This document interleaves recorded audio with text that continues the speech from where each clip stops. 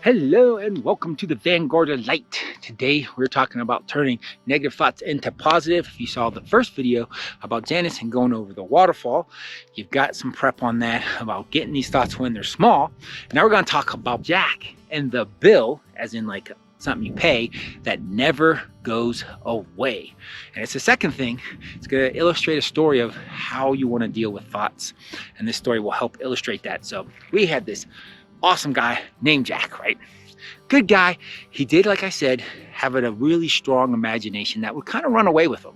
Like where it was like a double-edged sword.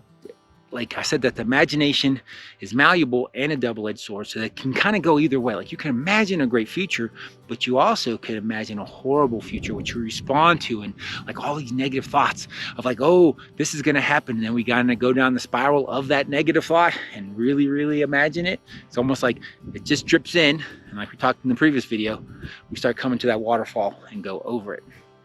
But we're not talking about that. We're talking about that bill that never goes away. So Jack was living in an apartment complex. And so he goes to his mailbox. He's got the little key, opens it up. And he's like looking through some mail. And he notices this one bill, which he thought he had paid, right? So he looks at the bill, he opens it up, and he's like, oh man, it's kind of said, you know, your bill's due. It's going to be late in a day or two. And he's like, oh man, you know, shoot, I normally always pay this on time. So he ends up writing a check and just sending it in, right? He doesn't include that bill that he got because he got really scared. Like somehow he wanted to pretend like he didn't see their notice, but he was just proactively sending it in and he never saw that notice. So it was like, it's kind of weird that your mind plays of like instead of just directly addressing it or calling him up, being like, hey, look, I kind of messed up. You know, he couldn't confront that because he's scared what that would create. So he's just kind of like, I'll just, you know, put my account number on and send the check, right? So he does that. He's like, that was a close one. It almost turned into something really bad. But it doesn't really happen. But that's how the negative thoughts, that's how they go. They go crazy in there, right? So, and about like a week later, he goes back to his mailbox, opens it up. And he's also wondering, like, he's not really getting the kind of mail they normally get. It's like his friends send him stuff, and he's not getting much of that. But once again, he sees that a letter from that same company. He's like, oh no, it's got big past due on it. And he's like, come on. He's like, did my check get lost in the mail? What, and he opens it up and they're like, hey, look, this is past due. You know, you need to pay this right now.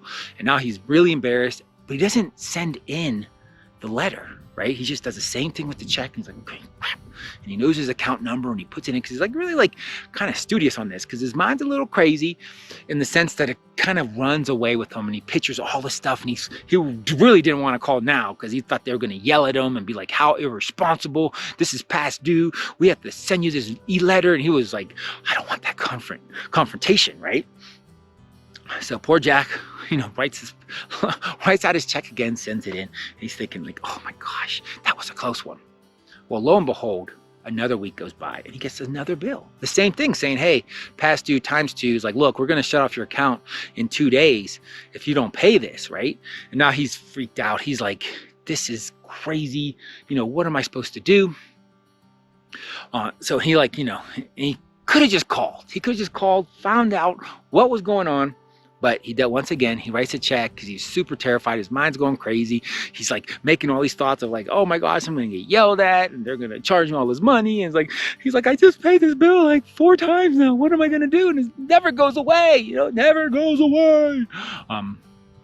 So anyway, he ends up sending the bill off and stuff like that. And then and his friends kind of call him. It's like, dude, what's going on? Like, I've been sending you letters. You haven't responded.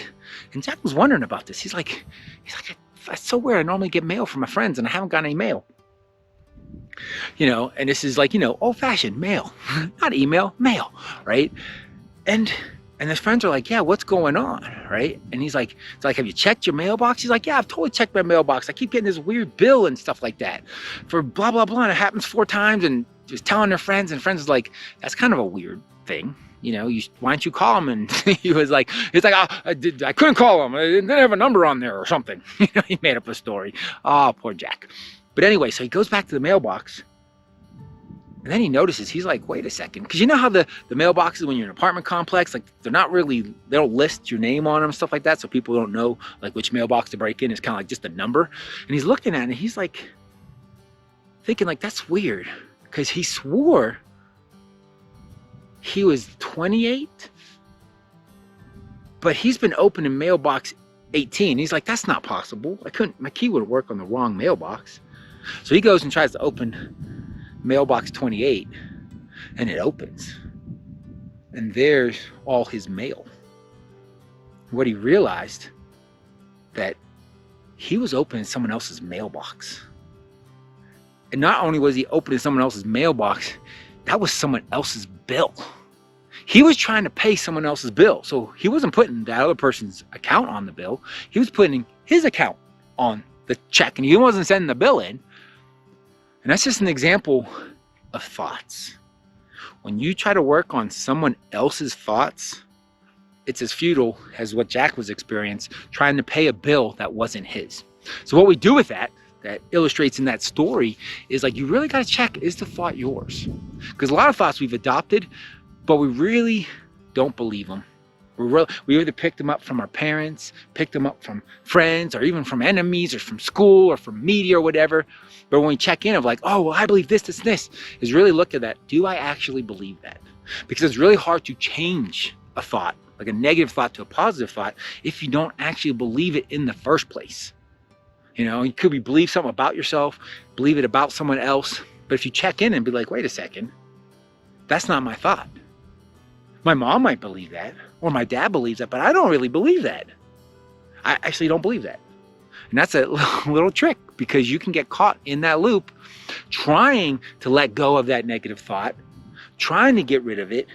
But the thing is, if you don't actually believe it in the first place, it makes it really hard to get rid of. Because first you have to accept it as yours and then do the work to get rid of it. And one of the key things is really just to recognize of like, wait a second, this is not mine. I picked this up someplace and it's not mine. And that's one of the awesome tools of like how you change a negative thought to a positive, is to realize it's not really yours. You can just do a simple thing of like, is this mine? Right? Kind of get a sense of like, wait a second, I don't believe this. This isn't true. You know, crap, I've been believing this, like living my life based on this thought of like, wait, I don't subscribe to that. And it might be the first initial feeling of like, oh yeah, I think, but when you look deeper of like, do you really believe that? You know, willing to stake your life on that?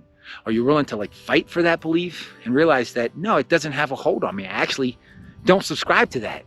I mean, you might just got caught up with whether it's friends, media, whichever, but you're not actually behind that thought, which makes it really hard to let go, because you're not actually behind it. It's not yours. So that's just a simple technique, if properly applied, where you look at your thoughts and then be like, wait a second, is this mine? Is this something that I truly believe, or is it just something that's been a habit and kind of passed down to me?